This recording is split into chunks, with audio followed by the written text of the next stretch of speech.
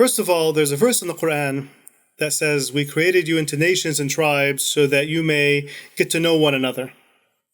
So right there, we see that diversity was intended by God, and the purpose is to get to know different kinds of people. And you also have the golden rule in Islam, right? There's a famous hadith or statement attributed to the Prophet Muhammad, and of course many Muslims here will say peace be upon him in Arabic or in English. And the hadith, the statement is that none of you truly has faith until you wish for your brother what you wish for yourself.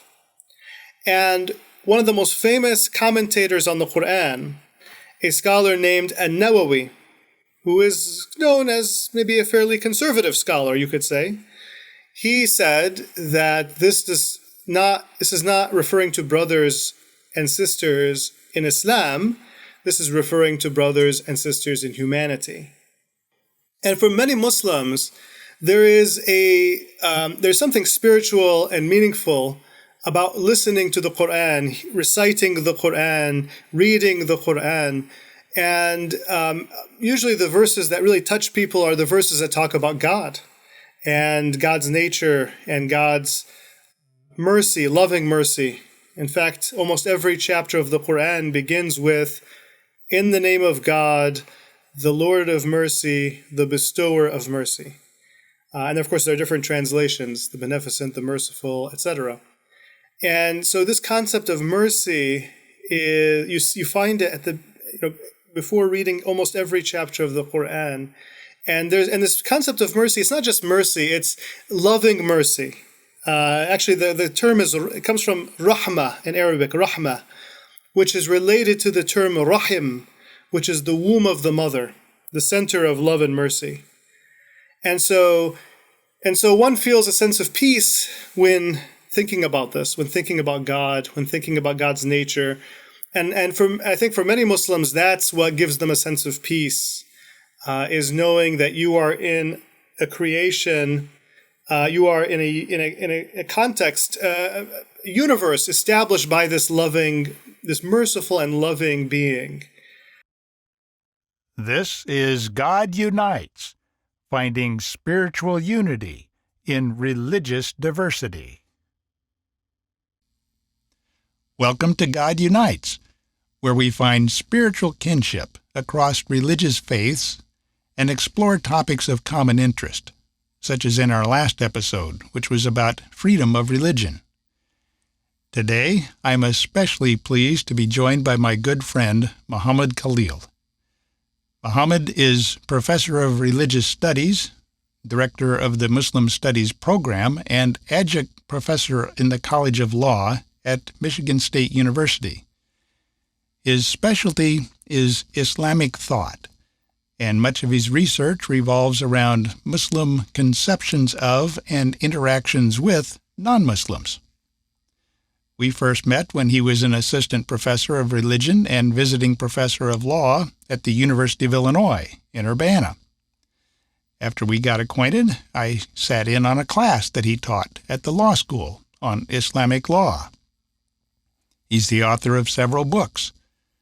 Of most interest to us today being Islam and the Fate of Others, The Salvation Question, which was published by Oxford University Press.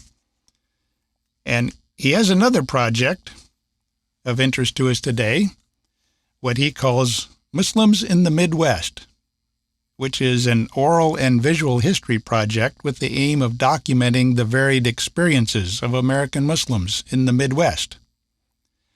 I can't explain why, but I've always felt a sense of brotherhood with Mohammad. I'll embarrass him here, but he seems to glow with an inner light that makes him an ideal guest for this program. Mohammad, welcome to God Unites. Thank you so much, David. It's a pleasure to be with you. And like you said, there's a feeling of brotherhood that I feel when I'm with you, and I appreciate you inviting me. Well, one of the reasons I thought of you and wanted to have this conversation with you in an episode arises out of what I see as widespread misconceptions about Islam and Muslims. speaking as I am, as a person who lived and worked over 5 years in predominantly Muslim countries in the Arab Middle East, including the better part of a year in Iraq and later 4.5 years in Egypt.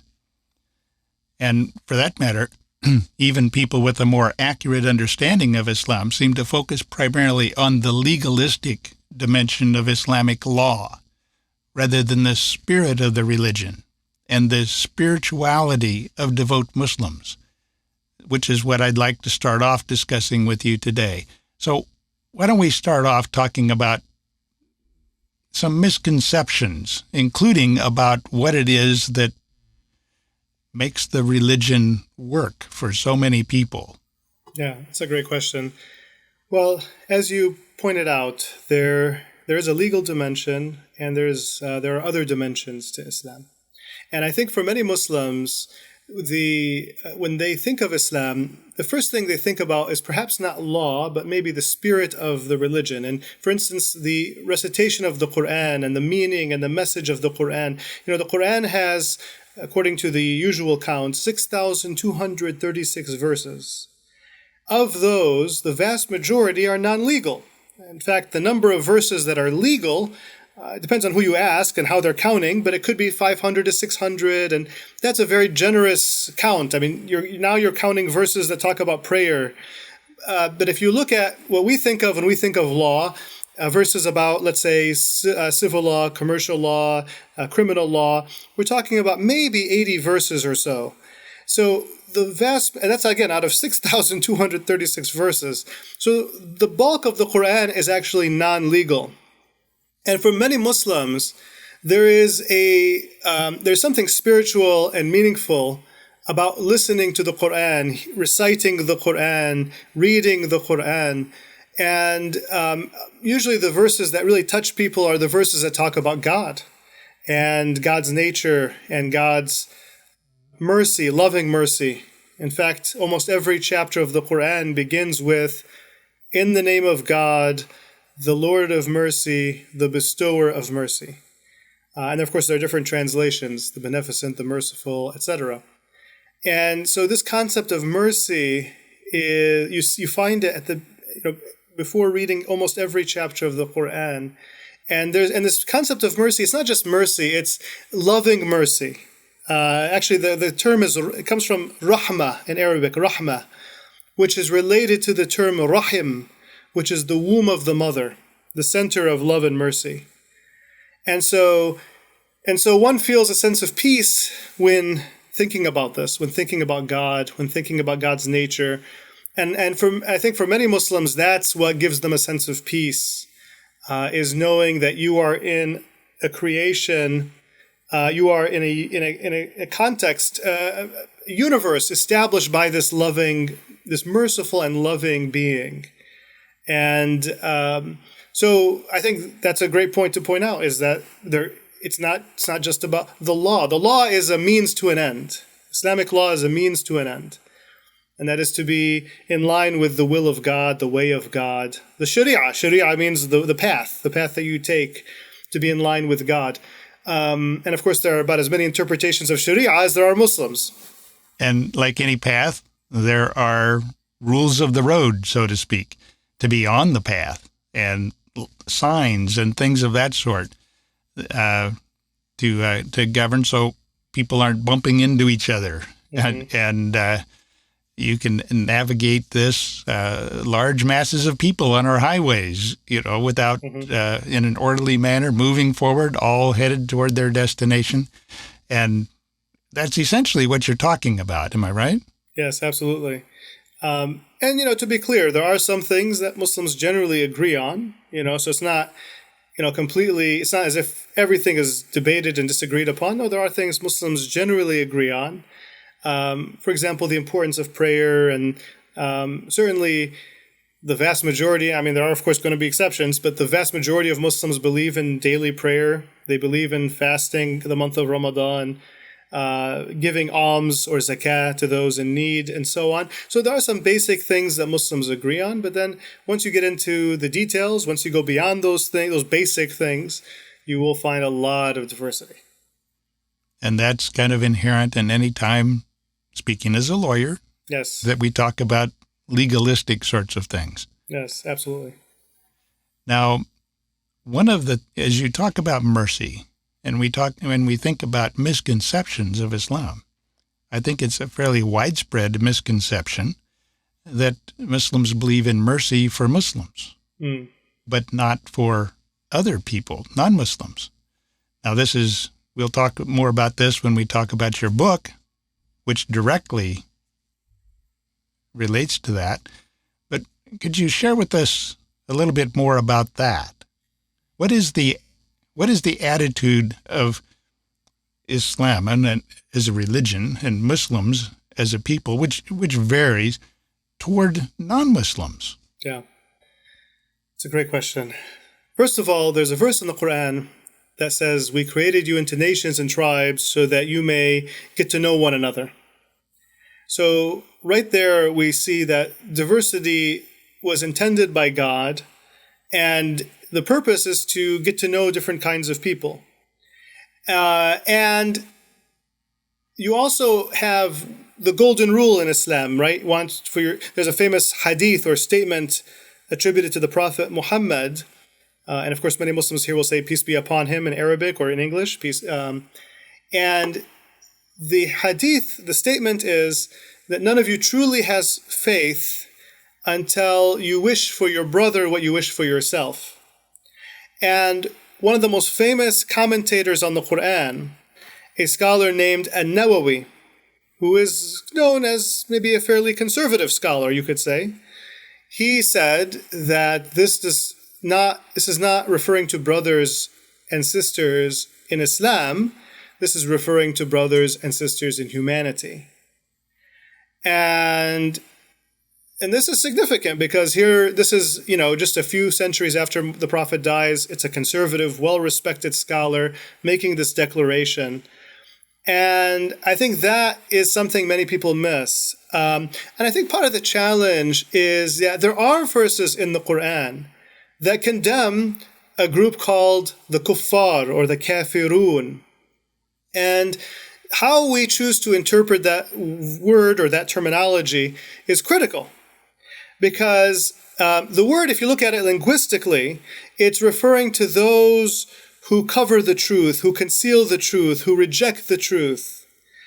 And if somebody chooses to translate that as non-Muslim, which is, by the way, what happens in Islamic law. So here's the challenge, too, is the challenge of terminology. I always tell my students that one of the biggest challenges when talking about Islam is the challenge of terminology. In the Quran talks about Muslims, people who submit to God, and mu'mins, people who have faith, who believe. But in Islamic law, a Muslim is just anybody who says, I'm a Muslim publicly. But it's understood that in the eyes of God, that person might not really be a Muslim. That person could be a hypocrite. That person might not have true faith. Similarly, the term kafir in the Quran, again, is somebody who rejects faith, who conceals the truth, etc. In Islamic law, it's just anybody who's not Muslim. That's how they use the term in Islamic law. So now the challenge is, if I take that legal understanding and apply it to the Quran, now that means anybody who's not Muslim is condemned in the strongest possible terms. And this is, and I said, I don't want to jump ahead here, but this is kind of what I look at in my book, is the question of what do Muslim scholars historically, not contemporary Muslims who are living in America like myself, Muslims living at a time when Muslims are the majority, they represent the dominant culture in their respective societies. What do they say about the fate of non-Muslims? Because they don't feel the pressures I feel. I grew up surrounded by non-Muslims. My school, I'm the only maybe Muhammad in my elementary school and middle school. So, I have certain pressures and certain feelings that they wouldn't have. So that's what I was interested to see. What did they say about this issue? And I think once we look at it that way, we see, oh, wait a minute, it's much more nuanced and complicated than we thought. Well, one of the things that's impressed me about your choice of topics to devote yourself to, with all the considerable, enormous amount of work that's involved in writing a book, you haven't shied away from topics that go right to the heart of what we're talking about right now. Now, I'll mention another book that you've written. Let me grab this one. Okay. Jihad, Radicalism, and the New Atheism. Now, in this one, you directly confront a misconception, not only by non-Muslims, but also many Muslims, about the essence of the religion of Islam. And one of the things that I experienced when I was in Iraq first, which was back during the time of the Saddam trial, I was a legal advisor to the Iraqi High Tribunal, helping them with investigations that they were conducting. And in the course of that, I was working with many Iraqis who were Muslim. And I was impressed by the spirit that I felt from them. And later in Egypt, as I lived there for 4.5 years, I just felt a sense of spiritual kinship. I felt at home there. It was easy to talk about things of religion. And then come back to the United States and hear what people think about Islam and Muslims. And the gap is enormous. It's almost like the difference between day and night. They're almost diametrically opposed. Now, later, as a federal prosecutor, I was assigned to work with counterterrorism, and in fact prosecuted a couple of terrorism cases, including a case against an al-Qaeda sleeper agent. Now, in the course of that, you get exposed to a radical view of Islam that is very different than what I experienced in either Iraq or Egypt, and in my associations with Muslims, including you. Now, what accounts for that gap among these radicalized Muslims? And then the commentators who seem to think that these radicals, these terrorists, have it right. And people like you are the ones who are wrong, who are deceived because you can't read your own scriptures, so to speak. Mm-hmm. And so you've directly dealt with those. I mean, if anybody wants a scholarly and credible view, I mean, this book that you wrote about Jihad, Radicalism, and the New Atheism directly confronts that. Now, we don't want to get off onto that right now. I will just say to those who are listening, who are not familiar with Islam and Muslims, take it from somebody who is a devout Christian, who has lived in the Arab Middle East in predominantly Muslim countries, and who was surrounded, where I was the opposite of you. I'd be the only the only non-Muslim in many situations, that I felt so at home, so comfortable here. And it was alarming to come back to the United States and find such prejudices, such misconceptions about Islam. I have a considerable library on Islamic law. My wife can attest to that. Mm-hmm. And my wife and I share this love for the Muslim people and for Islam as a religion. So you, surrounded by all of these misconceptions, have, one, academically gone straight at it. But you also, along the way, not just intellectually up here, but you've had your own personal journey. We would love to hear about that. Your own personal experience, not as like me, an observer of Muslims and Islam, but as a Muslim. Mm. And as one who submits in the sense of Islam and Muslim. Tell us about your own personal journey. Yeah. Well, it begins in East Lansing, Michigan, which is where I am today, so I haven't gone very far. And, being one of just a few Muslims in my schooling, especially in my high school. High school, we had a few Muslims. But the point is that I was always a minority.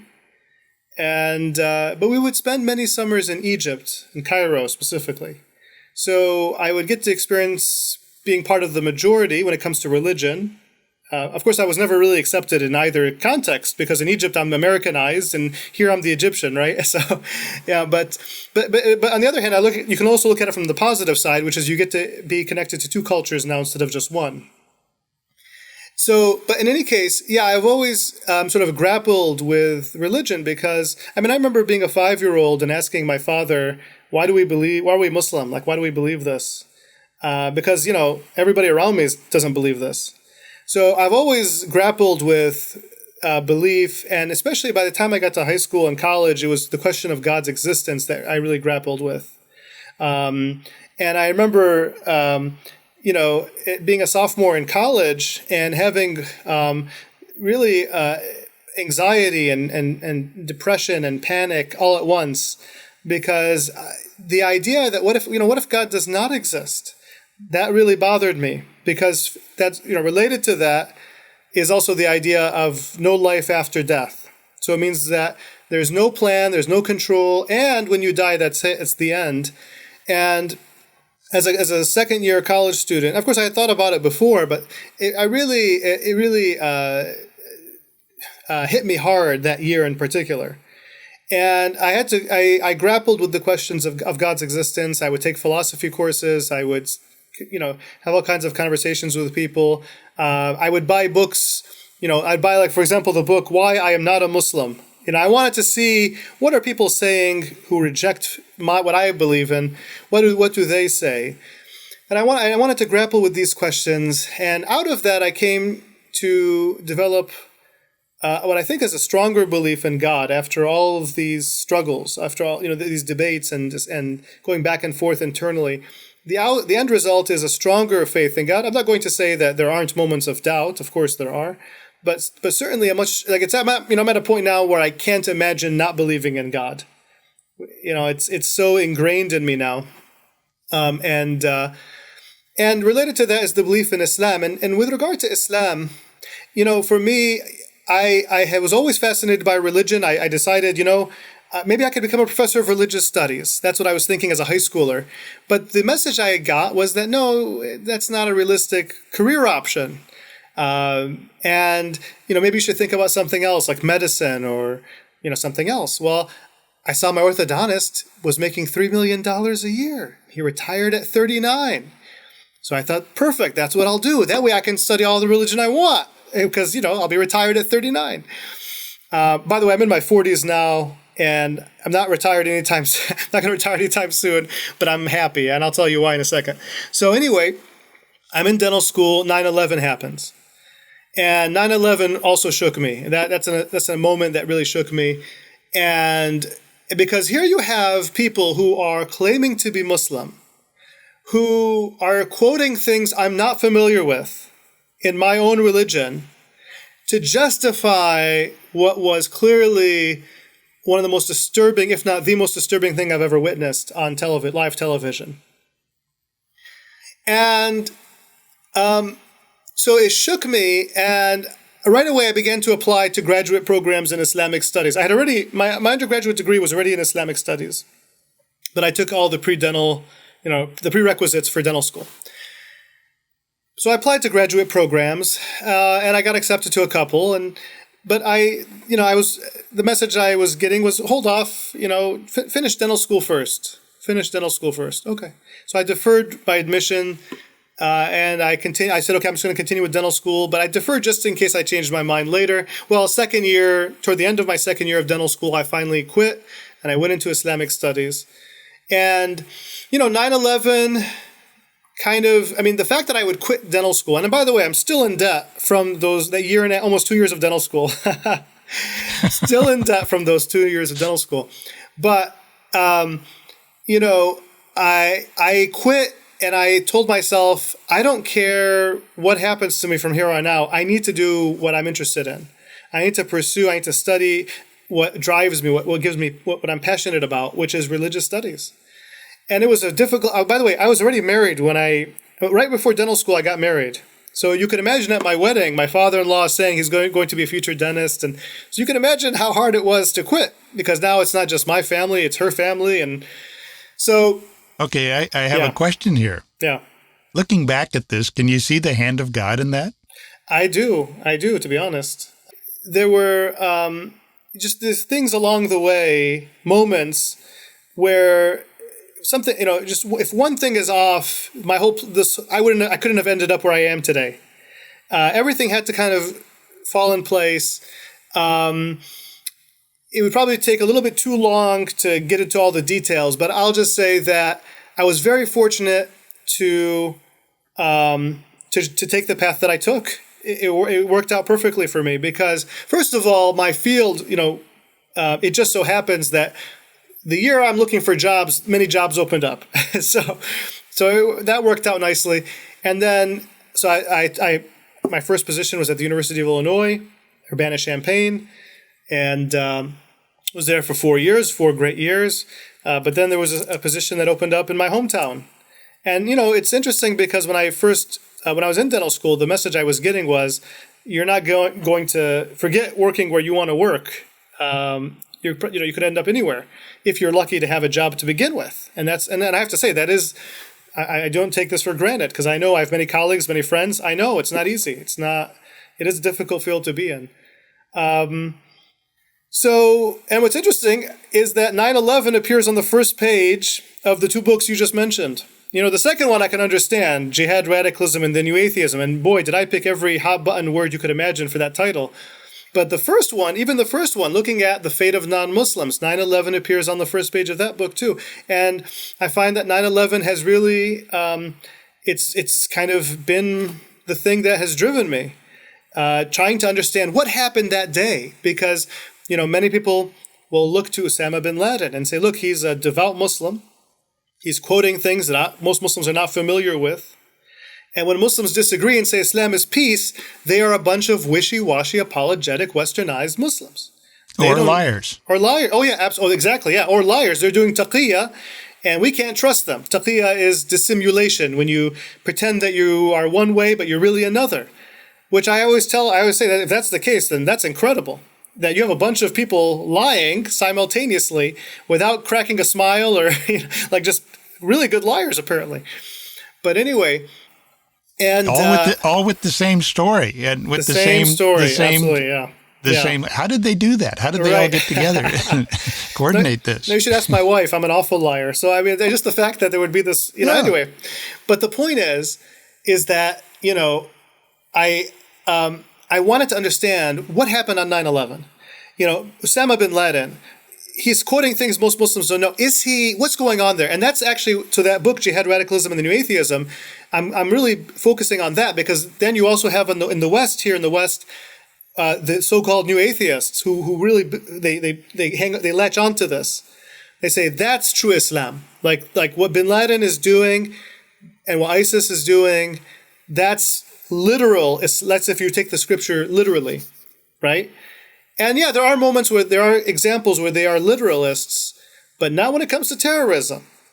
And that's the discovery that I found. This is what I found to be very interesting, is that you could actually you can pinpoint where bin Laden clearly doesn't understand basics of the tradition. And this is not some kind of apologetic dismissal of bin Laden.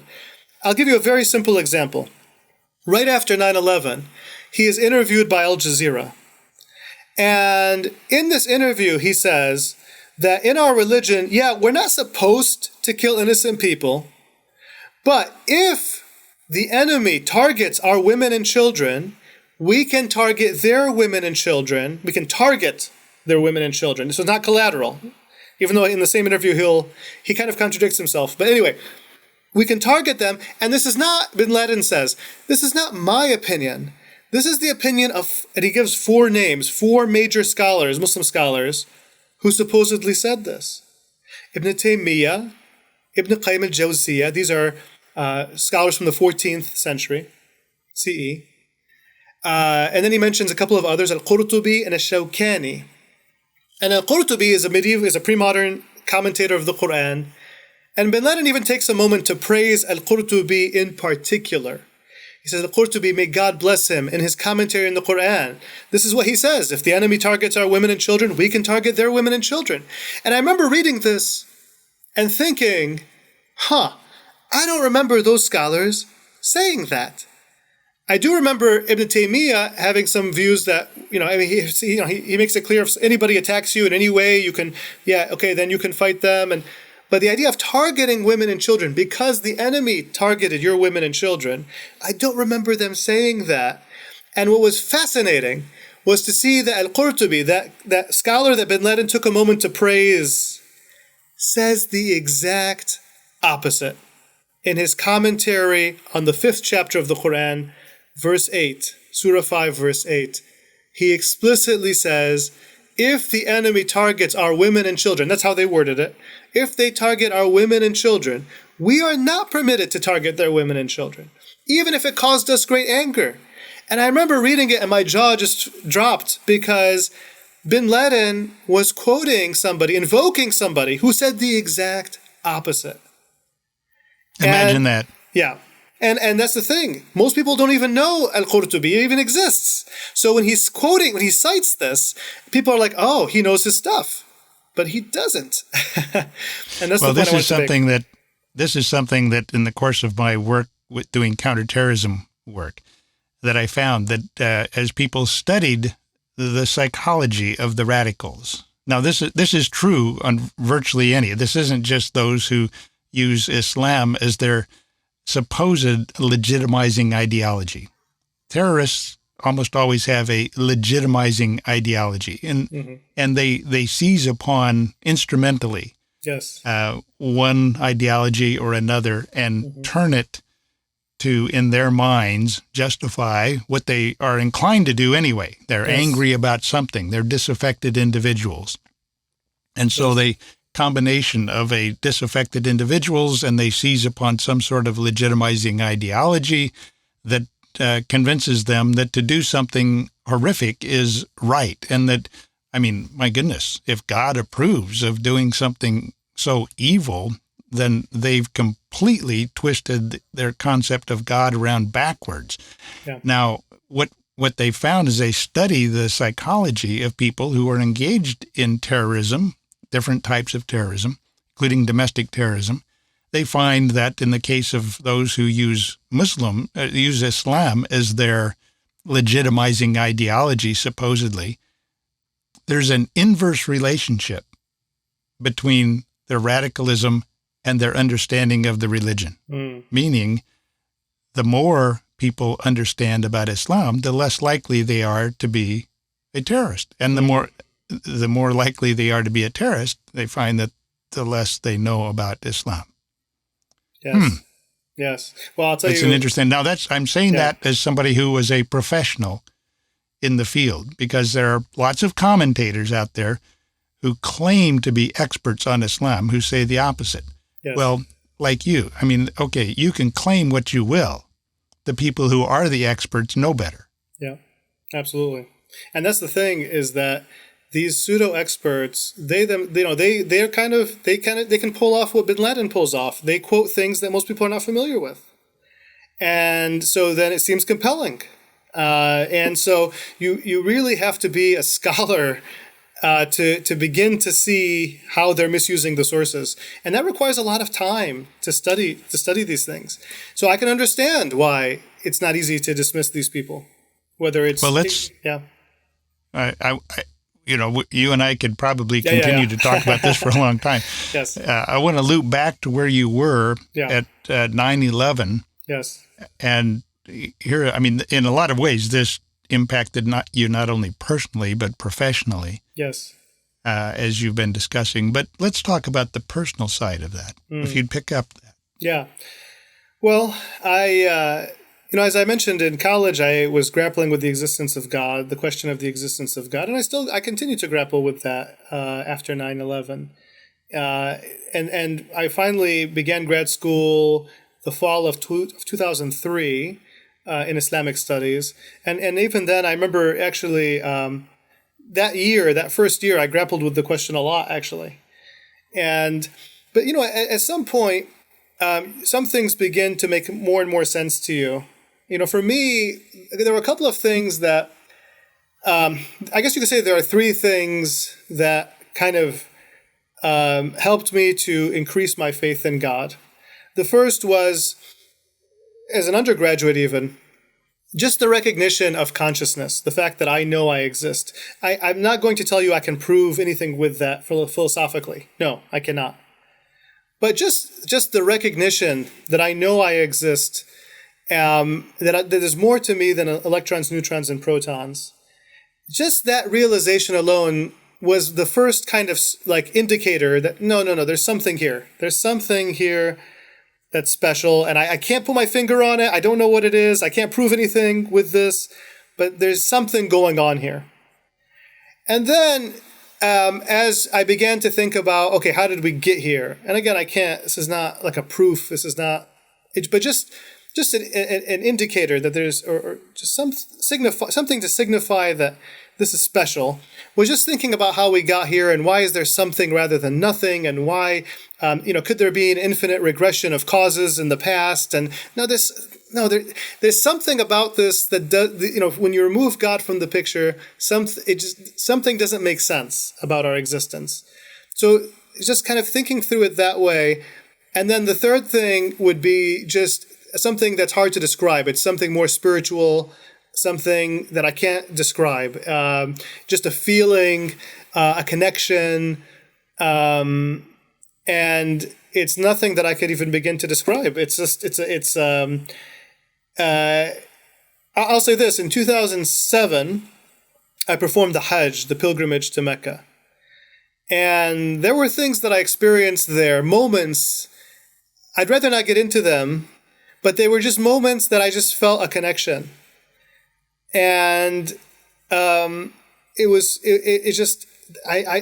felt there was, and I know from the other side, one could say, well, confirmation bias, right? You had an experience and, this just confirmed what you already believed. But no, I feel there was something more, but I can't prove it. It's something that's indescribable. And I just leave it at that.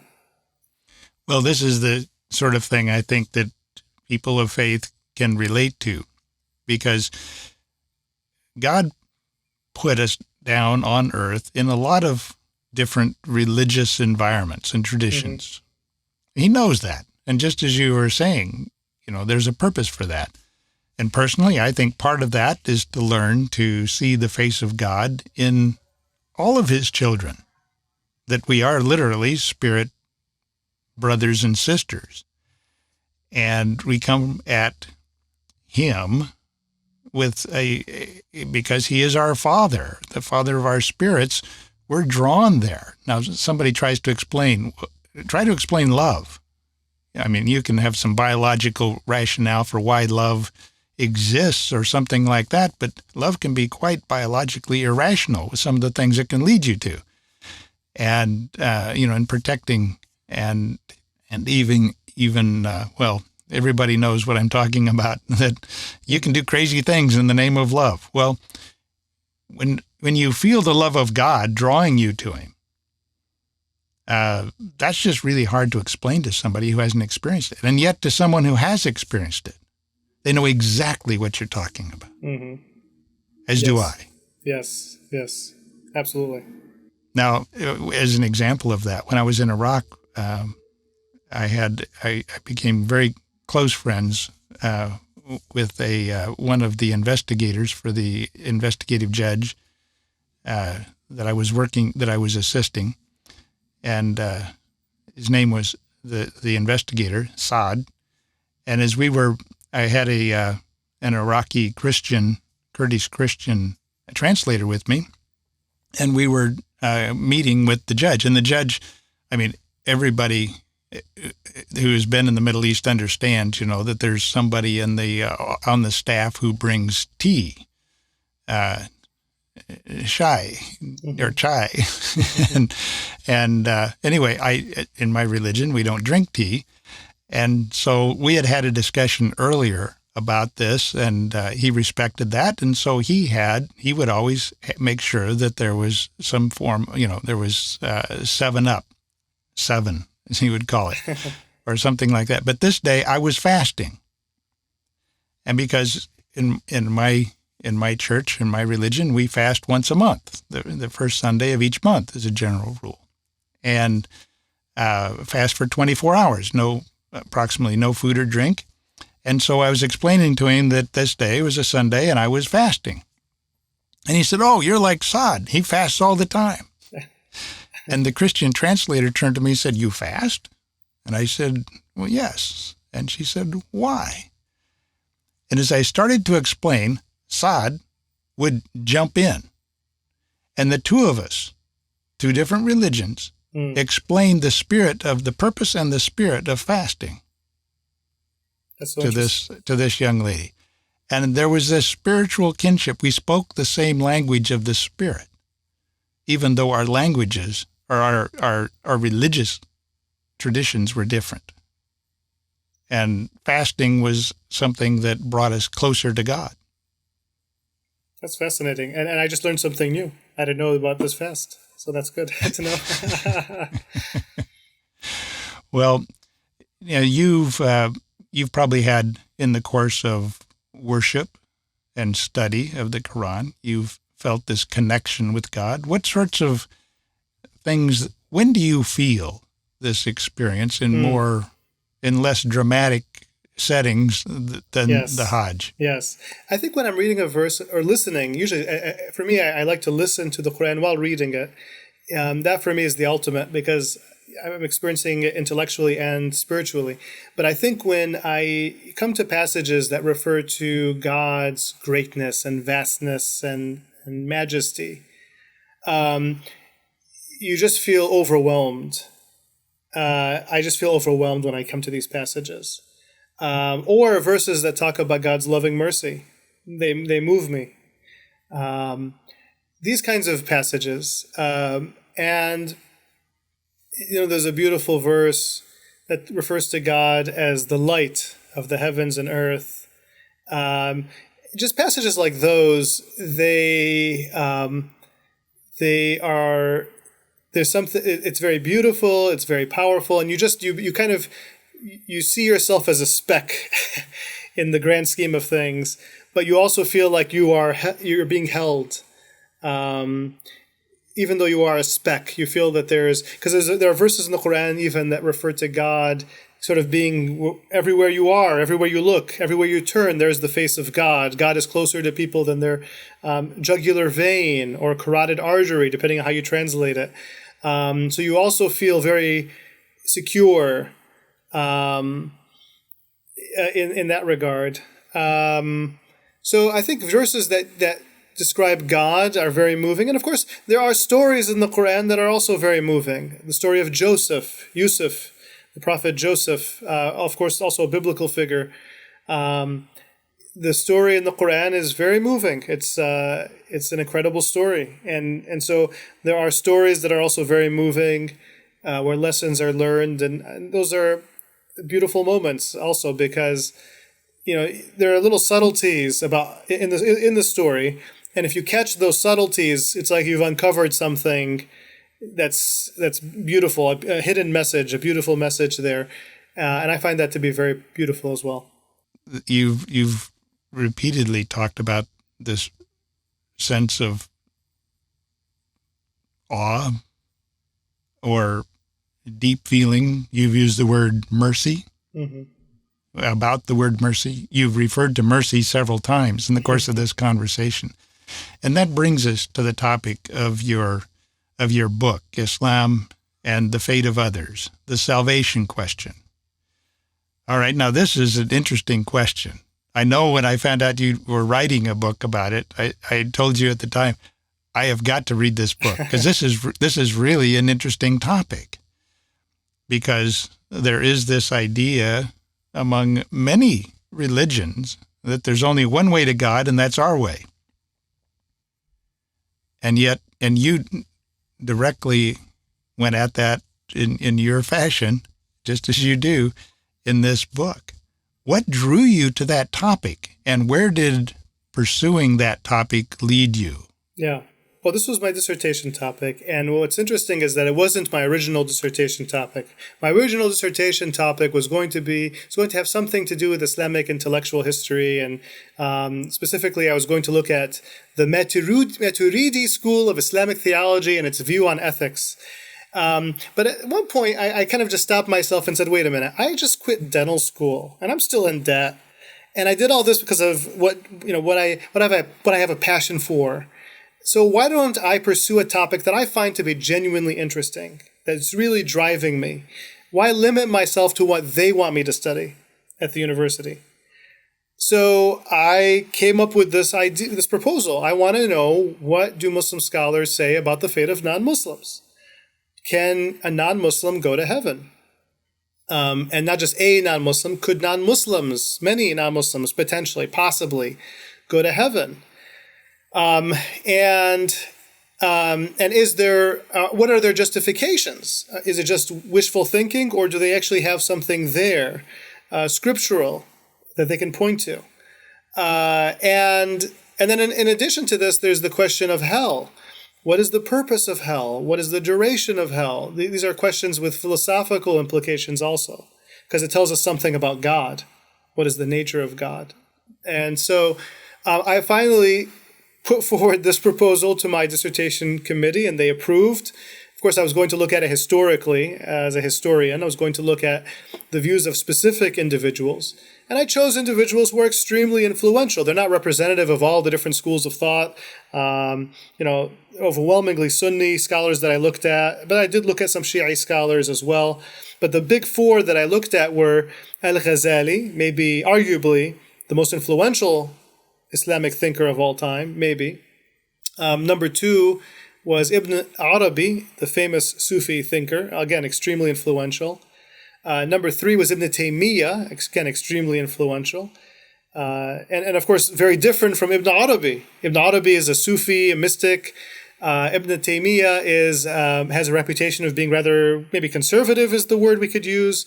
His writings are often cited in the context of, let's say, Saudi Arabia today among scholars of Islamic law, and of course in many other contexts.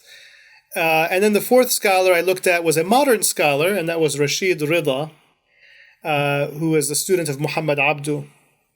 These are famous early 20th century figures. And so I looked at what they had to say, and it was just fascinating because what they said completely shocked me. It was unlike what I was expecting, in the sense that Al-Ghazali says that most of humanity will go to heaven. Most of humanity. Eventually, he does have a concept of, somebody being punished for a time, or maybe just because, they may have to endure some kind of trial during, the Day of Judgment. But in the end, most of humanity goes to heaven, and that it will be rare for somebody to remain in hell. And I thought that was shocking. That's unlike what I was taught growing up.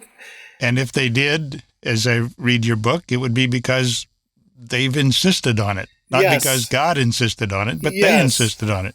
Yes, great point. So for Al-Ghazali, it's not, are you a non-Muslim or Muslim? It's how do you react to the revelation when you receive it? And if someone, first of all, they've never received it properly, or, if they haven't received it at all, they would not be culpable.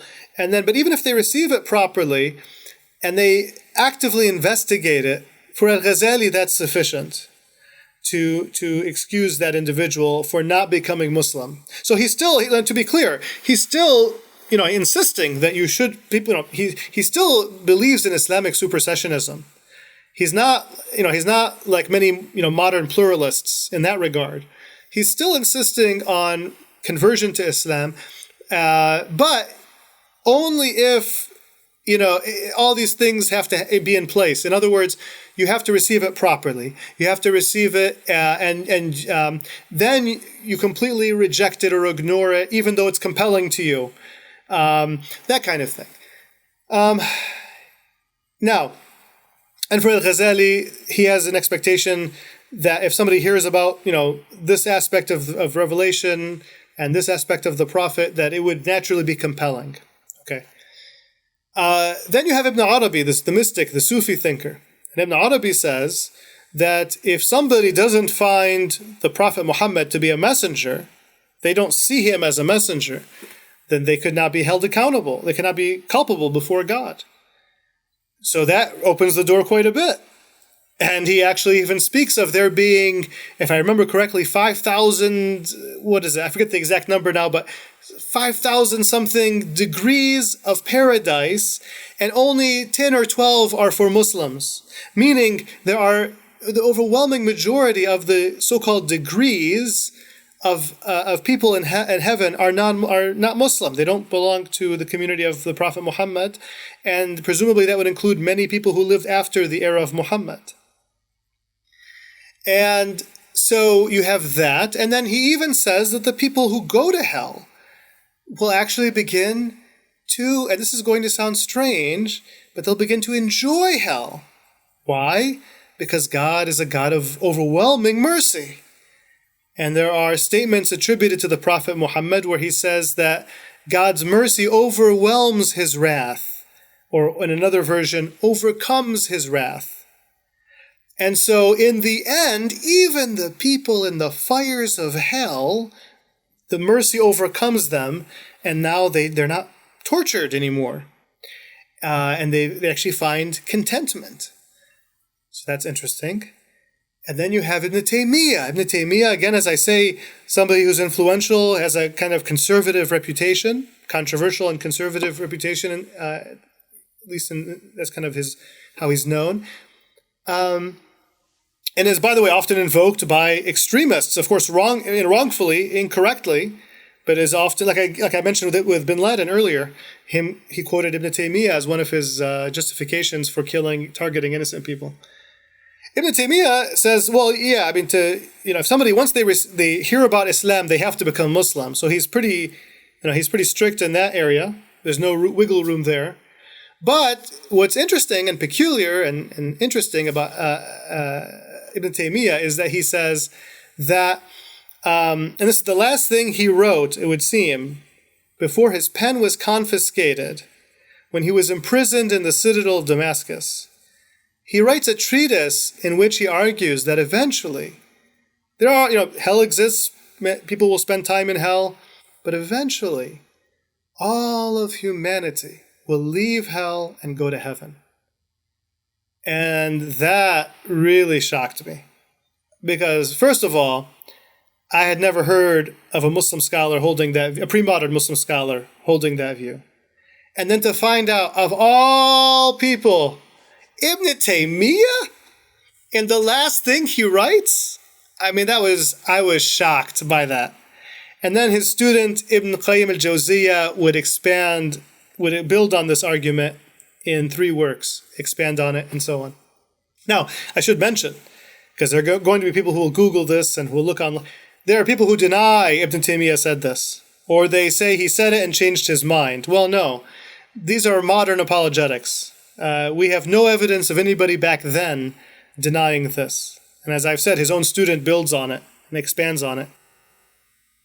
And it was probably the last thing Ibn Taymiyyah wrote before he dies. So that was shocking. And then Rashid Rida, as we get into the modern period, you have Rashid Rida, who kind of takes from, in some sense, all 3 of these scholars, their views at least, kind of builds on the 3 views. So he says, most of humanity goes to heaven. The only people who are condemned are those who don't find it compelling, who just don't see it as possibly being the truth.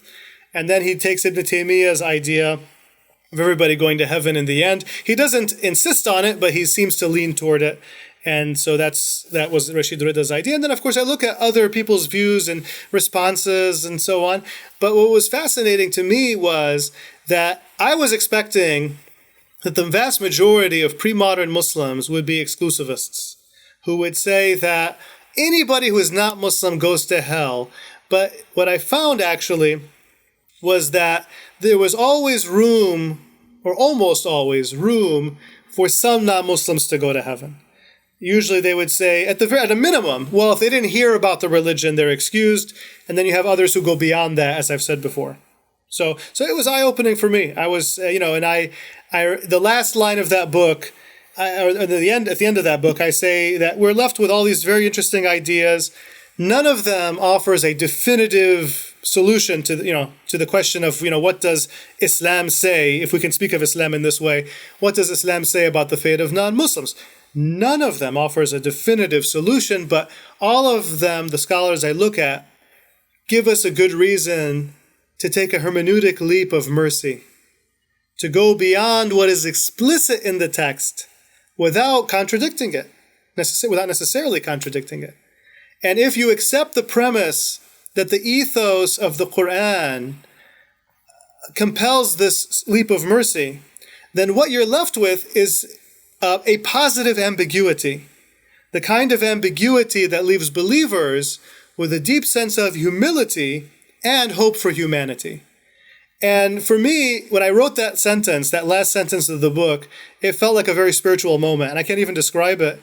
But it's just this realization that, wow, God is great, and the world is, God is great. That was my feeling.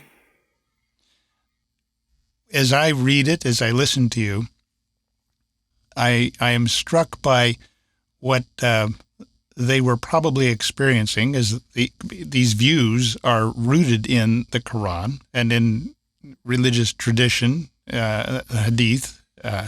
These are towering scholars. They're not just saying this is my personal philosophy. They're saying this is what I get out of these authoritative sources. That's right. And there's a common theme. And I suspect that there's the hand of God, a revelatory process that's involved in the formation of these ideas and the directions that they take. I know in my own experience, part of what, I'm a member of the Church of Jesus Christ of Latter-day Saints, but I wasn't always, and I went through kind of a process of asking many of the same questions as you. And one of the things that has never made any sense to me is that there were only two rewards, heaven or hell. Mm-hmm. And that somebody who got, as I used to say, only half in jest, somebody who got one too many traffic tickets went to hell, and the other person who's just almost virtually identical to them goes to heaven. I mean, it made no sense to me. And I know people would say, well, that's not really the way it works. And I understand that. But in our tradition, there's not just one heaven or hell. I mean, there's extremes, but that there's a spectrum. We even speak of 3 degrees of glory, and then there's outer darkness, which is not a degree of glory. But you have to work to get there. Mm-hmm. And the vast majority would go to one of these degrees, and there's degrees within the degrees.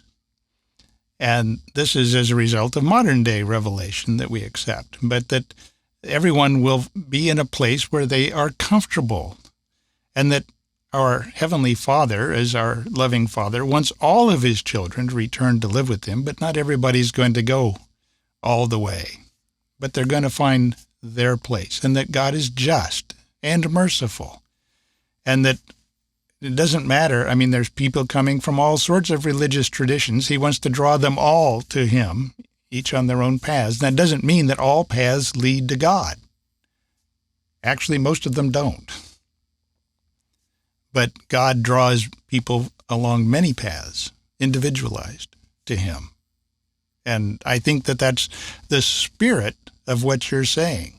And you see, that resonates with me from 2 very different religious traditions. One Christian, one Muslim. Yes.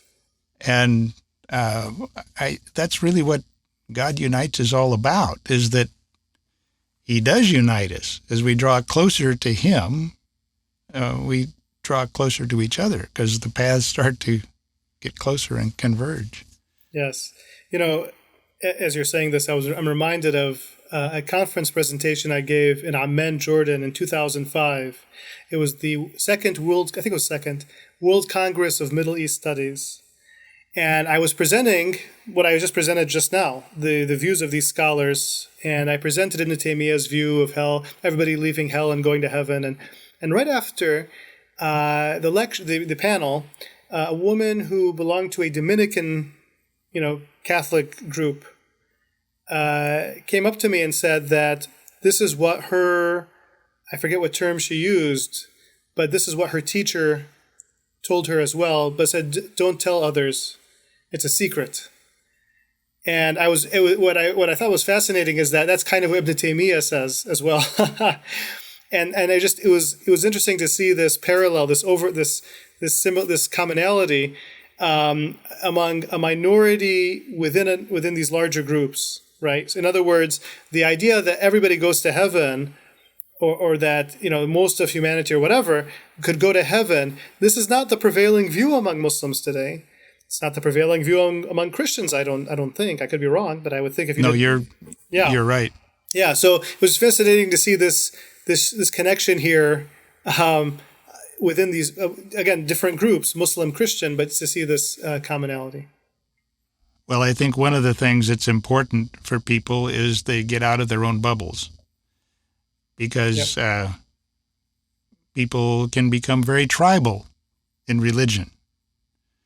And I've been exposed to the tribal mentality in the course of my professional career in the Middle East. And part of that is anything that makes my tribe look good is true, and anything that makes my tribe look bad is false. Yeah. And conversely, anything that makes competing tribes look good is false, and anything that makes them look bad is true. Yes. And you think, okay, that's the tribal mentality. Then I come back to the United States and I think, oh my goodness, if I hadn't been exposed to this in a different context, in the context particularly in Iraq, which is quite tribal, I wouldn't have recognized it for what it is politically in the United States. But then, lo and behold, it dawned on me, the same is true religiously, that we become tribal in our religious views. Now, there is such a thing as spiritual truth. There is such a thing as God. And as I said, not all paths lead to God. But there is a spirit that draws us to God, and that spirit we find in common with each other when we're on our own paths, whatever they may be. And I think people need to get out more. They'll find that. So I really appreciate, Mohammad, you sharing these things with us. I mean, this feels like this is the beginning of a great discussion, but time-wise, we need to be drawing it to a close. Now, if you were to kind of wrap things up, and share just one thing, or one thought or theme with the people who are listening, what would it be? What would you want to share with them? Well, that's a good question. I don't know why, but the first thing that popped into my mind is the very, I guess technically second verse of the first chapter of the Quran. So the first chapter of the Quran begins with, "In the name of God, the Lord of mercy, the bestower of mercy." And then the verse says, "Alhamdulillahi Rabbil Alameen." All praise and thanks is due to God, Lord of the worlds, in the plural. And so you get this sense of one God over the great diversity of creation, and this vast creation with all its diversity, with all the different kinds of people and so on, and creatures and so on. And I think your podcast is called God Unites, and that comes to mind. That there's a God over this great vastness with a lot of diversity, overseeing it all, and all praise and thanks is due to that God. Amen. Alhamdulillah. Alhamdulillah. Yes. And on that note, I think we can conclude. This is God Unites, finding spiritual unity in religious diversity.